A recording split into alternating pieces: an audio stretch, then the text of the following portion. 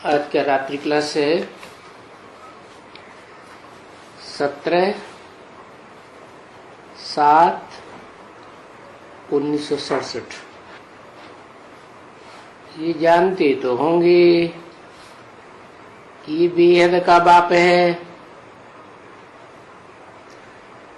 और स्वर्ग की स्थापना करने आए हुए हैं। कौन बेहद का बाप? जरूर कहेंगे आए हुए हैं और पहले नहीं थे। आत्माओं का बाप ही है।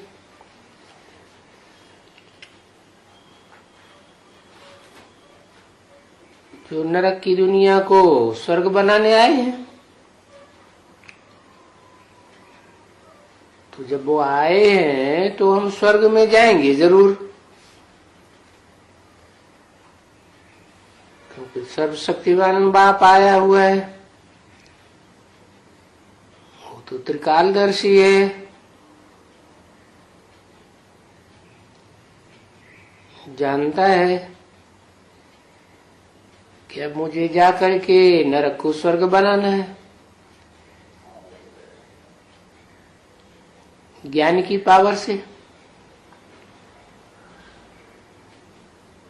परंतु ये भी बता देते हैं कि स्वर्ग में तो जाना है, ये कोई बड़ी बात नहीं। स्वर्ग में जाना और प्रजापद पाना। और प्रजा में भी कैटेगरीज होती है। फर्स्ट क्लास प्रजा, सेकंड क्लास प्रजा, थर्ड क्लास, फोर्थ क्लास। तो प्रजा तो अधीन होगी। तो बाप के अधीन बनाने आया हुआ है? नहीं, बाप तो खुद स्वाधीन है, किसी के अधीन नहीं। और स्वाधीन ही बनाने आता है। परंतु बच्चे जो तमो प्रधान बने हैं वो सतो प्रधान बनने का पुरुषार्थ ही नहीं करते। जो रास्ता बाप बताते हैं उस रास्ते पर पूरा चलते ही नहीं। तो ऊंच पद कहां से पाएंगे? तो यहां ऊंच पद नहीं पाते हैं तो फिर कमजोरी रह जाती है आत्मा रूपी रिकॉर्ड में।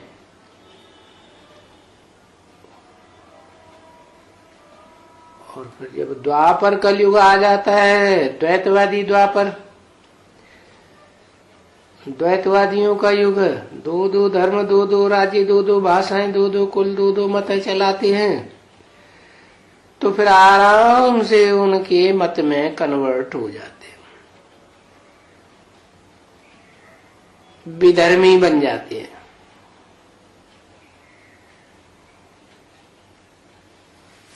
ये तो सबको मालूम है कि सारी दुनिया तमो प्रधान है। सारी दुनिया के मनुष्य मात्र तमो प्रधान है। तो झाड़ जर्जरीभूत अवस्था को पाया हुआ है, अर्थात एकदम पुराना हो गया।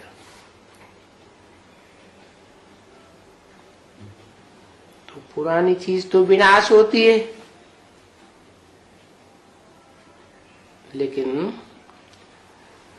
पुराने झाड़ में ही नए झाड़ की सैंपलिंग लगाई जाती है। लेकिन नया झाड़ आए कहां से? तो जरूर कुछ ऐसी आत्माएं हैं जो बाप को पहले पहचानती है और पहचान करके बाप की मत पर पूरा चलने का प्रयास करती है। परंतु वो है सबसे जास्ती तमो प्रधान। तो उन्हें पुरुषार्थ भी जास्ती करना पड़ता है। तो उनका पुरानापन पहले समाप्त होना चाहिए। जो जितना पुराना होगा उसका विनाश पहले होगा। तो बच्चे समझते हैं कि अब विनाश भी होने वाला है, भी क्यों लगाई दिया कि जरूर विनाश होने से पहले स्थापना भी होने वाली है। तुम बच्चे स्थापना और विनाश में दोनों में आगे जाएंगे। तो पुरानी दुनिया का ही तो विनाश होना है जरूर, और होता भी है। तो पुरानी दुनिया में तुम ही सबसे जास्ती पुराने हो, और विनाश तभी होगा जब पहले स्थापना हो जाए। आत्मा में जब तक दिव्य गुणों की स्थापना नहीं हुई है, आत्मा आत्मिक स्थिति में स्थित नहीं हुई है, देह भान को नहीं त्यागा है, तब तक नई दुनिया स्थापन नहीं हो सकती। और जब नई दुनिया स्थापन हो जाती है, खास तुम बच्चों के संगठन की, तो फिर पुरानी दुनिया का विनाश होता है।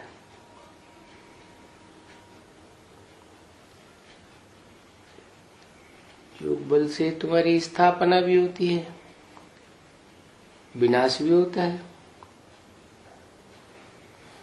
पहले तो आत्मा सतो प्रधान बने ना, और जब आत्मा बीज सतो प्रधान बनेगा तो शरीर रूपी झाड़ भी सतो प्रधान बनता है। क्योंकि योग बल से आयु बड़ी हो सकती है, तो योग बल से शरीर के 5 तत्व चेंज नहीं हो सकते।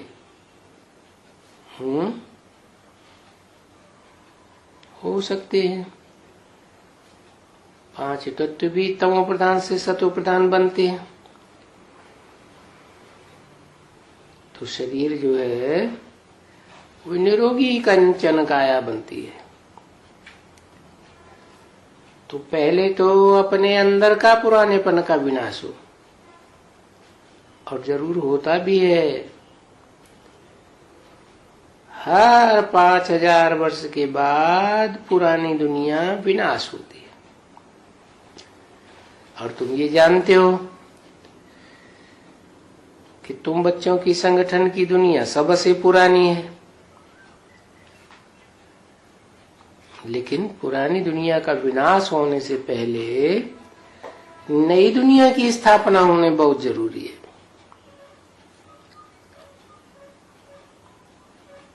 जब भी किसको समझाना होता है बच्चों को, तो ऐसे नहीं कहना कि पुरानी दुनिया का विनाश होना है। नहीं, कोई को घबराहट पहले नहीं करनी है। पहले क्या बताना है? नई दुनिया की स्थापना हो रही है। जब तक नई दुनिया की स्थापना नहीं हुई है, तब तक पुरानी दुनिया खलास नहीं हो सकती। जब तक नई दुनिया की राजधानी स्थापन नहीं हुई है, तब तक पुरानी राजधानियों में आग नहीं लगेगी। नहीं, तो हमेशा पहले कहना चाहिए कि नई दुनिया स्थापन हो रही है, और ब्रह्मा द्वारा स्थापना। नई दुनिया की स्थापना ब्रह्मा द्वारा, तो ब्रह्मा की तो अनेक मुख दिखाते हैं। तो कौन से मुख के द्वारा नई दुनिया की स्थापना? ऊपर वाले के द्वारा नई दुनिया की स्थापना। वो तो काट दिया जाता है, वो तो उसका तो कंठा ही कट गया। ब्रह्मा नामधारियों से ही कट्टा कट गया, वो तो आदि ब्रह्मा गया।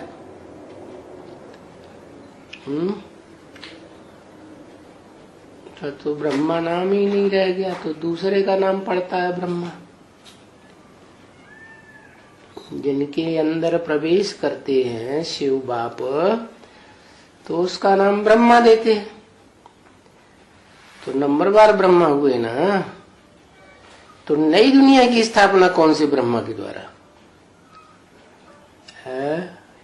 लो, इतने दिनों के बाद अटक गए, कोई जवाब नहीं। परम ब्रह्म के द्वारा स्थापित। वारे परम ब्रह्म, उनका सर ही कट गया। अब वो कैसे स्थापना, क्या स्थापना करेंगे? जगदम्बा के द्वारा स्थापना। वाह भैया, है जगत की अम्बा, भंगियों की भी अम्बा, शूद्रों की भी अम्बा, नास्तिकों की भी अम्बा है, नीचे से नीचे धर्मों की भी अम्बा, वो स्थापना करेगी। अरे स्थापना पवित्रता से। हाँ, जो नारायण के साथ लक्ष्मी दिखाते हैं ना, नर से नारायण बने, नारी से लक्ष्मी बने, तो पहले पहले जो आदि लक्ष्मी बनी होगी वही तो अपनी पवित्रता के बल से नई दुनिया की स्थापना करेगी ना। और नई दुनिया स्थूल में साकार में होगी या निराकारी होगी? ऐसे निराकारी आत्माओं का तो जखीरा नहीं माना जाएगा नई दुनिया। तो जो साकार दुनिया है तो उसका रचयिता भी साकार ही होना चाहिए ना। तो वो संगठन पहले कौन तैयार करती है नई दुनिया का, इसे कहते हैं विजयमाला। तो विजयमाला भी तब स्थापन होती है। विजय कैसे होगी? ज्ञान से, अज्ञान से है?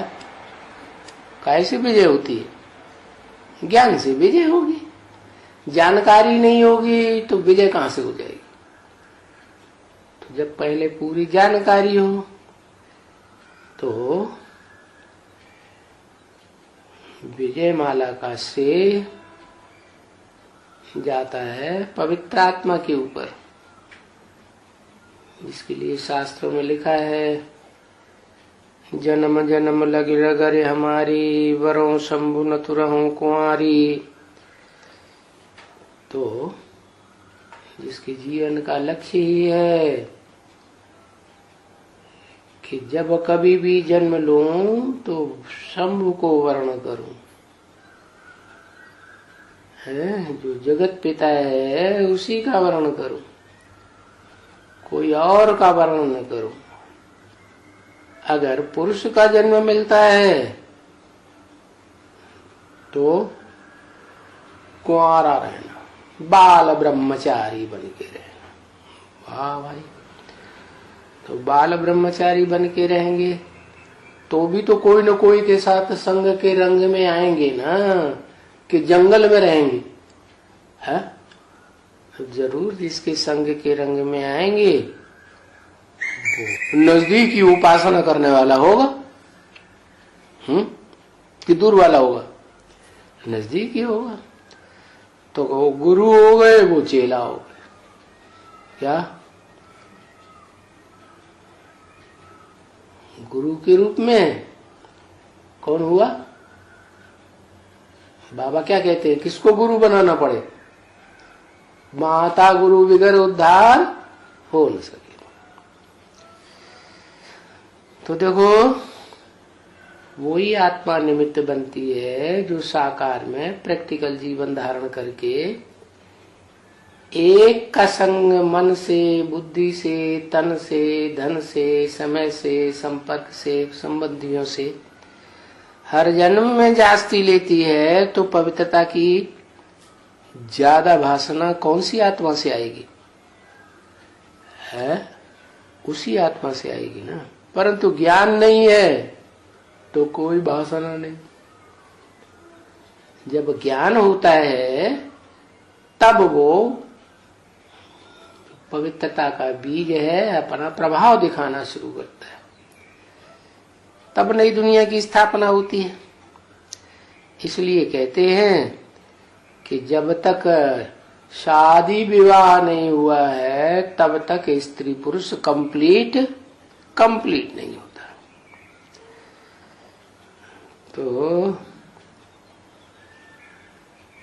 तो पुरानी दुनिया का विनाश तो बाद में होगा, पहले ब्राह्मणों के नए संगठन की स्थापना हो। ऐसा संगठन बने कि जिस संगठन में एक भी विकारी पांव भी नहीं रख सके।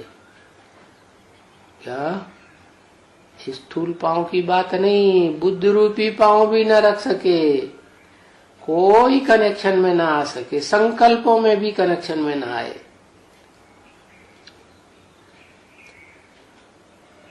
तो ऐसी प्यूरिफाई होगी दुनिया।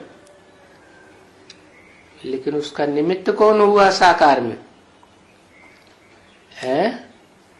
कहेंगे शिव शक्ति। शिव की शक्तियां है ना, तो उनमें नंबरवार हैं। एक है अव्वल नंबर, दूसरी है अब्दोम नंबर। दोनों को अपना शरीर है या नहीं है इस संसार में? है, सदा काल है?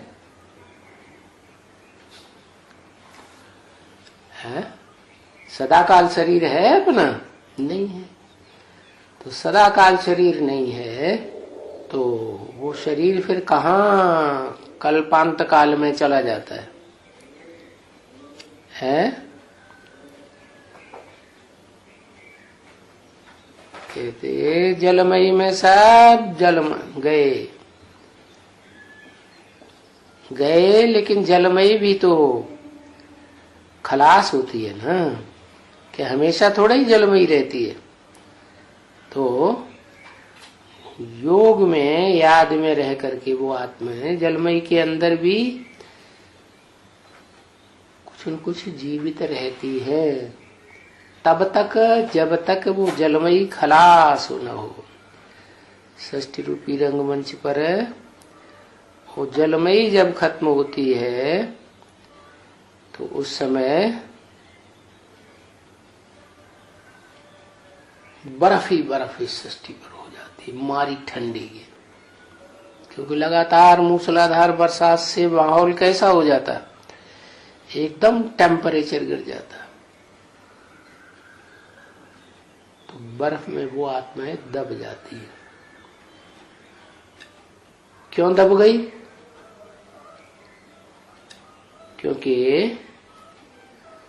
100% संकल्प जाम होंगे तो बर्फ में नहीं दमेगी, और संकल्प जाम न हुए तो फिर दबना पड़े।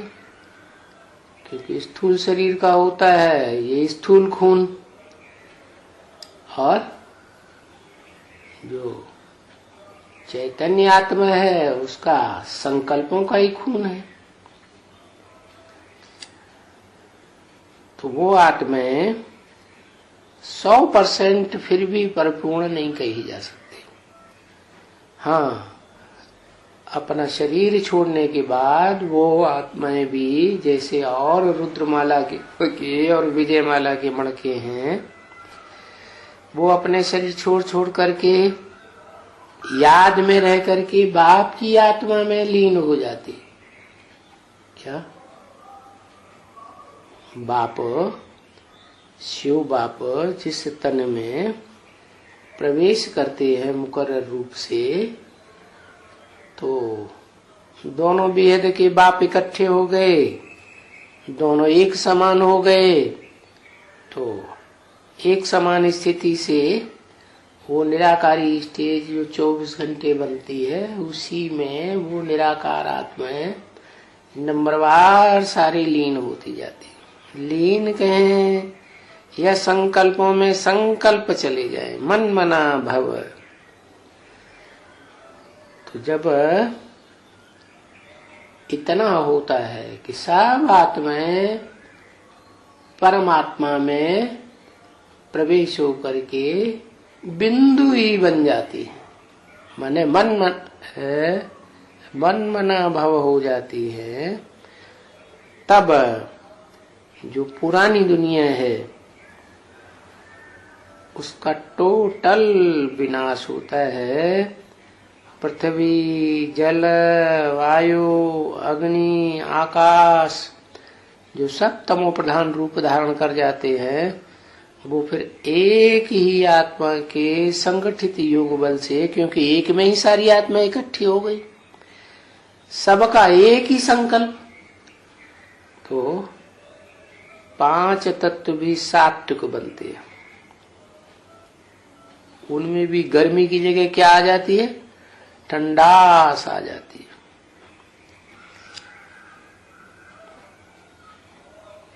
तो आत्माएं जो इकट्ठी हो गई बाप के बुद्धि रूपी पेट में, वो फिर जिस क्रम से गई है उसी क्रम से इस सृष्टि पर वापस आती है। तो पहले पहले कौन आएगा? है पहले पहले है इस सृष्टि पर कौन सी आत्माएं आएंगी?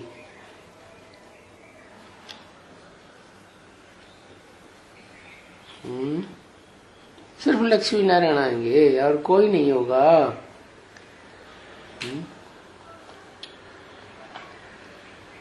हाँ, 8 आत्माओं का नंबरवार जखीरा इस सृष्टि पर जल्दी जल्दी से एक के बाद एक सेकंड, और वो इस सृष्टि पर अपने अपना शरीर धारण करेंगी। एक आत्मा का तो शरीर पहले से ही है, वो तो नष्ट ही नहीं होता, वो तो अनादि और अनंत गाया हुआ है। कहते उसके कोई माँ बाप का किसी को पता ही नहीं। तो वो आत्मा इस सृष्टि पर आती है और फिर नंबरवार आत्माएं वहां से बाहर आना शुरू हो जाती है और अपना अपना शरीर जो बर्फ में दबा हुआ है उसी शरीर में प्रवेश होकर के एक के बाद एक झटक झटक 8 आत्माएं संगठन इकट्ठा हो जाता है। तो तब तक जो पुरानी दुनिया है 5 तत्वों वाली, वो सारी की सारी नंबरवार फिर खलास होती। पहले भारत में होगी, पहले विदेशों में, पहले तो भारतीय स्थान में। समझा ना बच्चे? अगर पहले विनाश न हो, स्थापना हो जाए तो रंग हो जाएगा। क्या? पहले विनाश फिर स्थापना। काय की स्थापना? पहले काय की स्थापना? 2 ही चीजें तो हैं, जड़ और चेतन, जिनसे ये सृष्टि बनती है।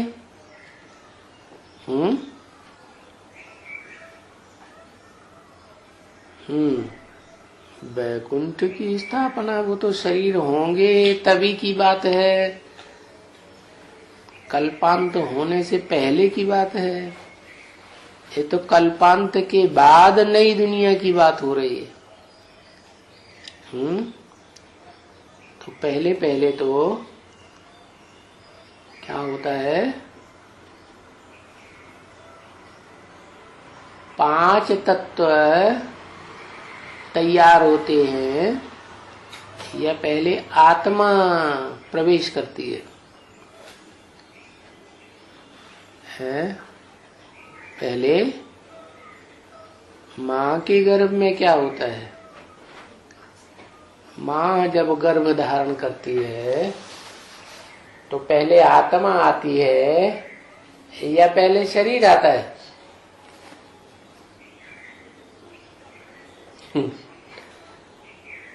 शरीर आ जाता है सीधा। शरीर का भी सार आता है, 5 तत्वों का सार। सार क्या है? 5 तत्वों का सार माने पृथ्वी, जल, वायु, अग्नि, आकाश, मन, बुद्धि और संस्कार। ये 8 तत्व हैं जिनसे वो जड़त्व में पिंड तैयार होता है।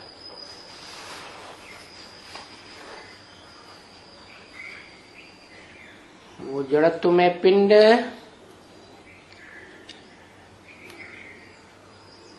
जब आत्मा प्रवेश हो तब सक्रिय होता है।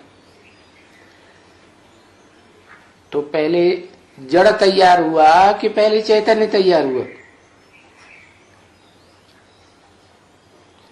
पहले जड़ तैयार हो, लेकिन उसका कोई मतलब नहीं, क्योंकि वो चैतन्य, उसमें चैतन्यता नहीं है। जब तक आत्मा प्रवेश न करे तब तक वो सक्रिय नहीं हो सकता। तो साबित हो जाता है कि पहले स्थापना, फिर बच्चा जब पैदा होता है तो जो जीर तैयार होता है, जिसमें थैली में बच्चा निकलता है, चैतन्य और जड़ का मेल, वो जीर्ण खत्म हो जाता है, उसको दबा दिया जाता है, मिट्टी में खलास कर दिया जाता है। तो किसको भी कहते हो, तो बाकी ये बात पहले बतानी पड़े क्या, कि कितना टाइम पड़ा है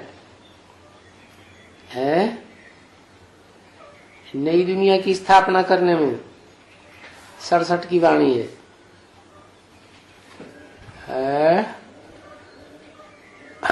8 साल पड़े हैं।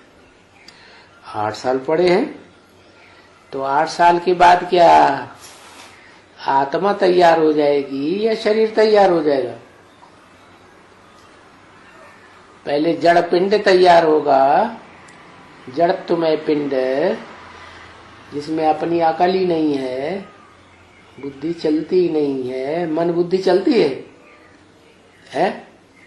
नहीं चलेगी। कौन चलाता है फिर?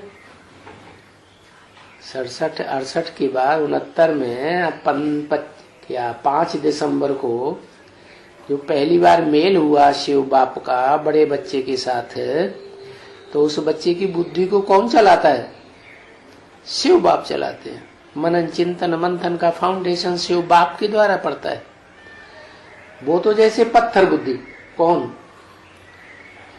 पत्थर बुद्धि जिसमें प्रवेश करते हैं, वो हो गई पत्थर बुद्धि जैसी आती, मुकर्रर रूप से जो रथ बनता है।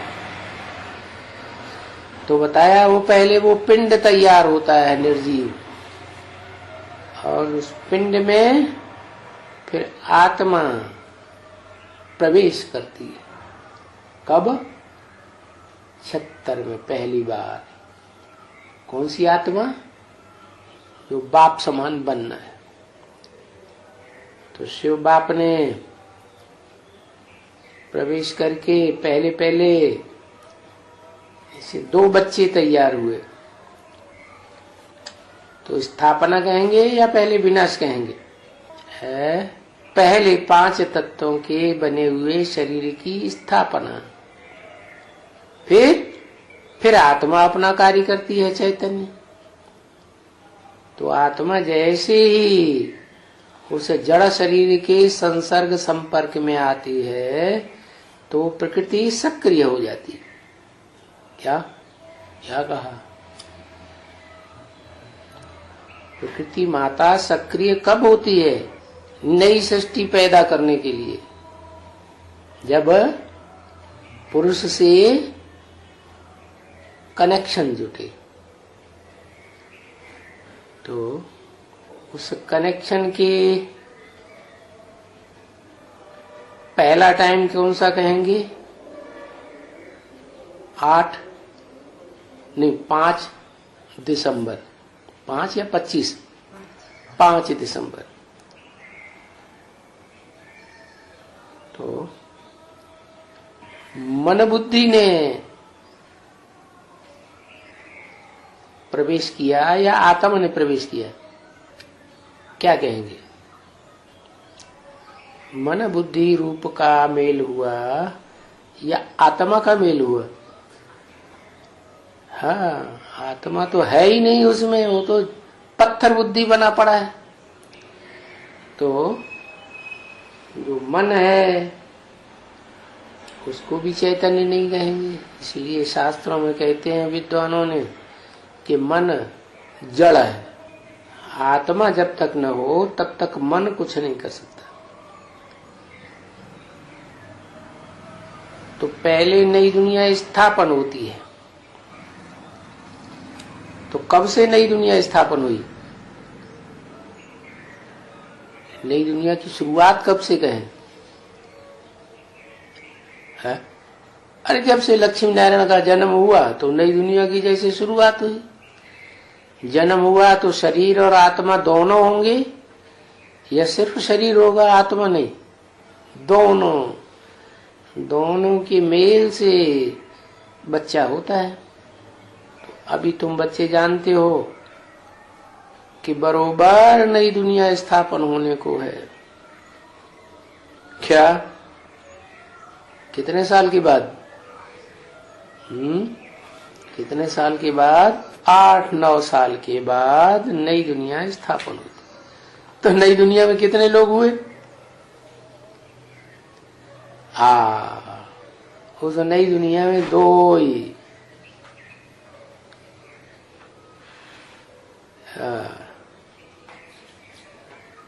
तो बताया कि बरोबर नई दुनिया स्थापन होने की है और जो स्थापन करने वाला है उनके सामने हम बैठे हुए हैं। क्या? कौन बैठा हुआ है?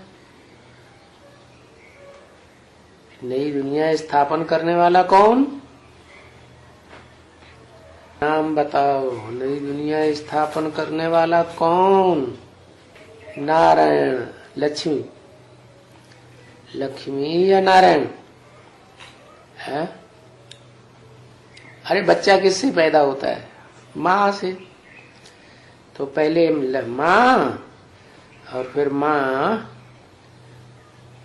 जो बच्चा है वो खुद देखती है या पहले बाप को दिखाया जाता है? बच्चा किसका है? बाप का है। तो बताया सामने बैठे हुए हैं हम उनके। किनके सामने? लक्ष्मी और नारायण दोनों के सामने हम बैठे हो। किसने कहा? ब्रह्मा बाबा ने और शिव बाबा ने। मैंने इमर्ज करके सामने ले लिया। और वो बाबा भी है। क्या कहा? मैं बाबा नहीं हूं, वो बाबा भी है। ऐसे क्यों? जो बोलने वाली आत्मा ऐसे क्यों कहती है वो बाबा भी है? ब्रह्मा बाबा की तो अकल नहीं चलेगी हम। तो शिव ने बोला वो बाबा भी है। बाबा माने साकार है या निराकार है? जरूर साकार है। और शिक्षा देने वाला भी है। शिक्षा देने वाला एक होता है ज्ञान सुनाना और एक होता है ज्ञान सुनते नहीं है, ध्यान नहीं देते हैं, तो फिर शिक्षा दी जाती है। क्या? शिक्षा का कनेक्शन कंट्रोलिंग से है, शासन से है।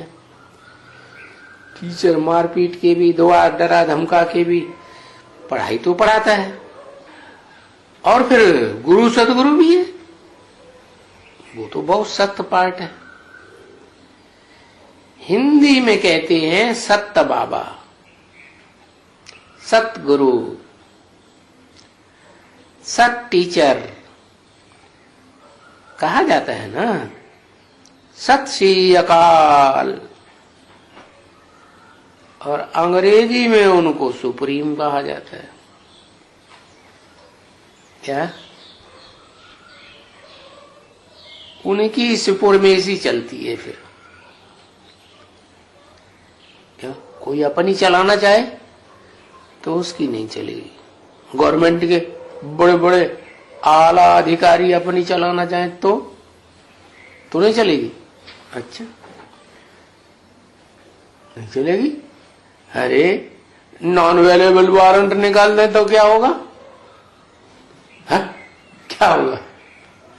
नहीं चलेगी। अरे सबसे बड़ी बड़ी उनके पास सीआईडी है, ढूंढ के निकाल लेंगे।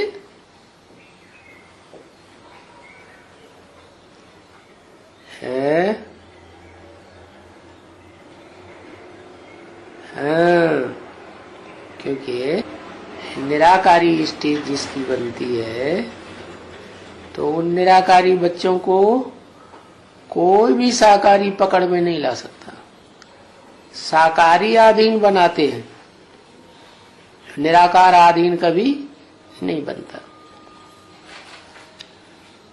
तो वो सत्य बाबा, सत्य टीचर, सदगुरु कहा जाता है, कब कहा जाता है? साकार में पार्ट बजाता है तब कहा जाता है, या उसमें जो निराकारी आत्मा है उसके लिए कहा जाता है? साकार में निराकारी आत्मा न हो तो वो कोई काम नहीं कर सकता। तो सुप्रीम बाबा है, सुप्रीम टीचर है, सुप्रीम गुरु है। तो ये तो बच्चे समझते हैं कि वो ही हमारा बाप है, टीचर है, सदगुरु है, कि सिवाय निराकार एक बाप के और कोई भी ऐसे बाबा और टीचर और एक गुरु नहीं हो सकते। मतलब वो निराकार जिसमें प्रवेश करता है तो संग के रंग से वो भी निराकार बन जाता है। और जब सदाकाल की निराकारी निरंतर स्टेज बन जाती है तो वो ही फिर सुप्रीम टीचर है, सुप्रीम बाप, सुप्रीम टीचर है और सुप्रीम सदगुरु कहा जाता है। देहधारी तो कोई हो ही नहीं सकते हैं। देहधारी किन्हें कहा जाता है? जिनकी देह में बुद्धि धरी रहे तो देहधारी, और देह से बुद्धि परे हो जाए तो निराकारी। तो जो शिवलिंग यादगार है वो किस रूप की यादगार है? देहधारी है या निराकारी है? लिंग बड़ा है या छोटा है? लिंग तो बड़ा है, तो साकारी है या निराकारी?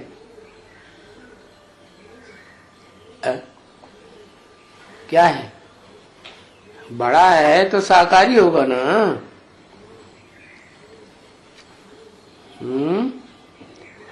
निराकारी कहेंगे क्योंकि बड़ा भले है लेकिन हाथ पांव नाक का भान नहीं है, इसलिए निराकारी ही कहा जाता है। देहधारी नहीं कह सकते। लिंग भी निराकारी स्टेज, और उसमें जो बिंदु है आत्मा वो तो निराकार होती ही है, क्योंकि बेहद का बाप तो वो तो देह लेते ही नहीं है, उनकी तो बात ही नहीं। वो प्रवेश भी करते हैं तो भी देह का ममत्व, देह का आसक्ति उनमें नहीं होती है। किसमें? सुप्रीम सोल शिव बाप में। दूसरे के जन्म में, दूसरे के मिसल जैसी आत्माएं प्रवेश करती हैं दूसरे शरीर में, ऐसे ही शिव बाप भी दूसरे का जन्म होता है तब उसमें प्रवेश करते हैं। अपने शरीर को तो छोड़ दिया, है ही नहीं, शरीर छोड़ने की तो बात ही नहीं। तो ये जानते हैं कि बाप खुद आकर कहते हैं कि मैं इन वानप्रस्थी के शरीर में, इन क्यों कहा है? इन इसलिए कहा कि जो भी ब्रह्मा नामधारी हैं वो सब वानप्रस्थी 60 साल की अवस्था के होने चाहिए या कम ज्यादा होना चाहिए है? 60 साल के होने चाहिए। तो यज्ञ के आदि में भी उनकी एज क्या होगी? जरूर 60 साल होगी। तो वानप्रस्थी शरीर में इनमें प्रवेश करता हूं। हाँ, कोई मैं मुकर्रर रूप से पार्ट बजाता हूं और कोई होते हैं टेम्परेरी शरीर। बाकी 60 साल की अवस्था में ही प्रवेश करता हूं। बहुत जन्म के अंत के जन्म के भी अंत में प्रवेश करता हूं। बहुत जन्म कितने है? 84 जन्म। तो 84 जन्म का अंत क्या हुआ? 60 साल। और फिर 60 साल के अंत के भी अंत में, इसका मतलब हुआ 100 साल पूरे होने चाहिए। क्या? जब पूरे 100 साल होते हैं तो संसार में, सारे संसार में वो प्रत्यक्षता सुप्रीम सोल बाप की हो जाती है। इसीलिए तो बोला फादर है तो फादर जरूर मिलना चाहिए। फादर सिर्फ कहें और कभी मिले ही नहीं, वो फादर कैसे हो सकता है? तो अंत के भी अंत के जन्म में बात तो क्लियर हो गई। तो हो गया वानप्रस्थी, क्योंकि वानप्रस्थ के अवस्था के बाद ही तो गुरु किया जाता है। 60 साल का नहीं हुआ तो सुप्रीम सोल आकर के सदगुरु कैसे बनेगा? कब बनता है? जब 60 साल हो तब वानप्रस्थी सदगुरु बनाए। तो बताया एक तो है यज्ञ के आदि में 60 साल का जन्म धारण करने वाला वो व्यक्तित्व जो मुकर्रर अर्थ है, तो वो 60 साल का हुआ, लेकिन वानप्रस्थी था ना। सदगुरु तो नहीं मिल सकता, वो कब मिले? है अब वो तो बीच में ही शरीर छूट गया, फिर तो वो काम तो अधूरा रह गया।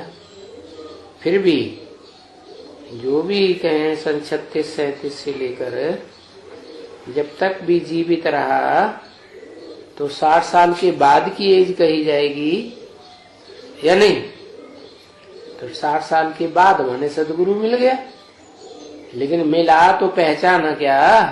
पहचाना नहीं। तो वानप्रस्थ के बाद भी इनकी वानप्रस्थ अवस्था तो है। किनकी?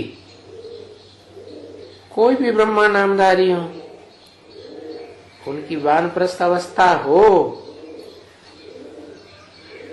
तब ही तो सुप्रीम सोल पार्ट बजाएगा, नाम देगा ब्रह्मा।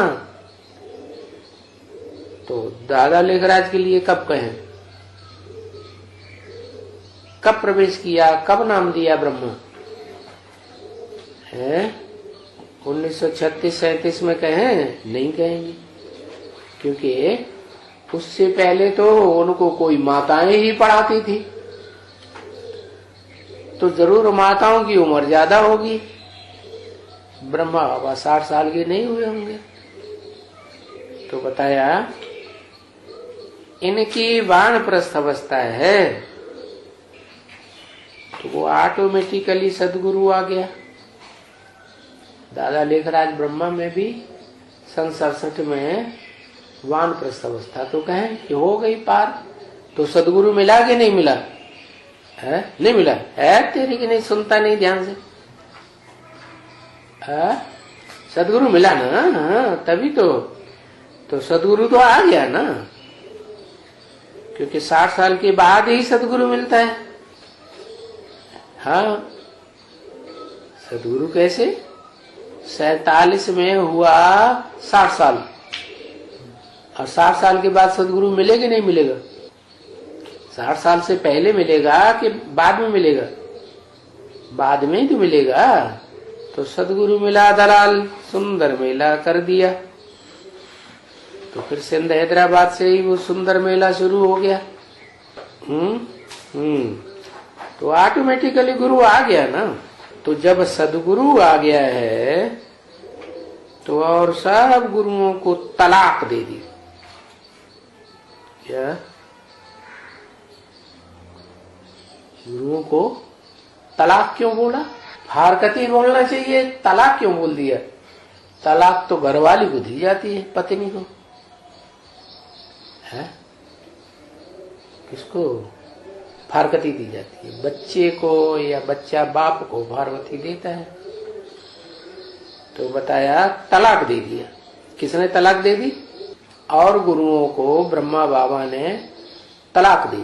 तलाक दे दी का मतलब क्या हुआ कि जो भी सदगुरु बनता है वो सदगुरु सदगति करने वाला है, और सदगति तो संग के रंग के बगैर होती नहीं। तो सदगति करेगा तो संबंध तो जोड़ना पड़े ना। तो कौन सा संबंध है जिस संबंध में सदगति होती है सबसे जास्ती है, और दुर्गति भी होती है सबसे जास्ती। नर माने मनुष्य करते हैं दुर्गति, और भगवान करता है सदगति। है पति पत्नी का संबंध में जितना संबंध है, संग का रंग लगता है, उतना और कोई संबंध में नहीं लगता है।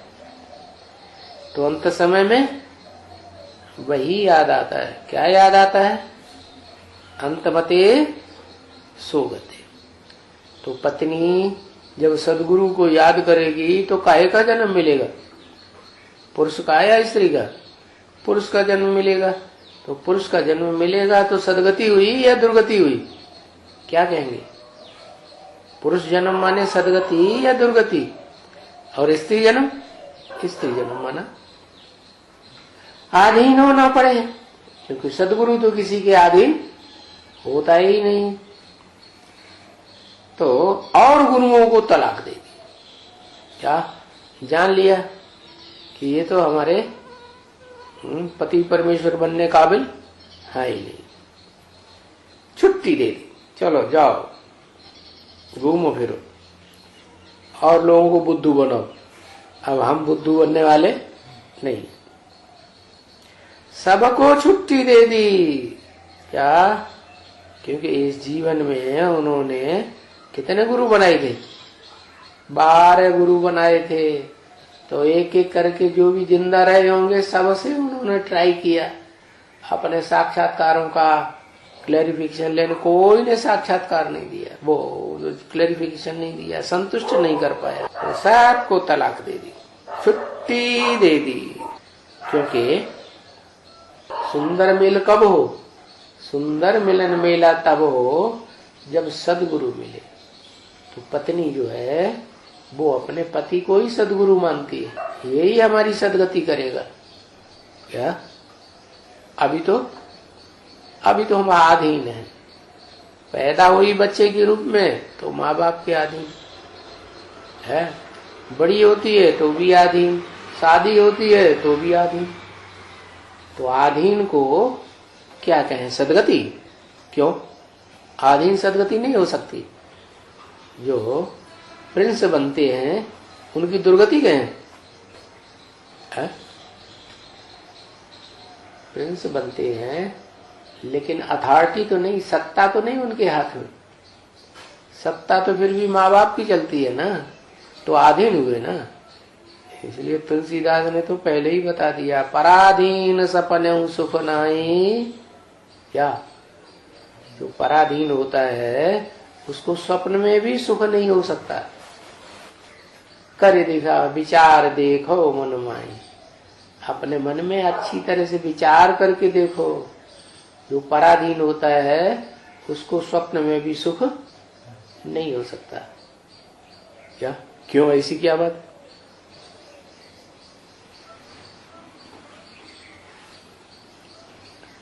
अरे बाप पहले राजा था, स्वाधीन था। फिर बड़े बच्चे युवराज को राजा ही दे दी, खुद बुढ़ा हो गया, चारपाई पकड़ ली। अब पराधीन है या स्वाधीन है? क्या कहेंगे? हा? क्या कहेंगे? पराधीन। तो उसकी नहीं चलेगी। चलेगी किसकी? फिर भी है चलेगी जिसके हाथ में सत्ता है उसी की चलेगी। तो बताया कि बाकी गुरुओं को छोड़ दिया। क्यों छोड़ दिया?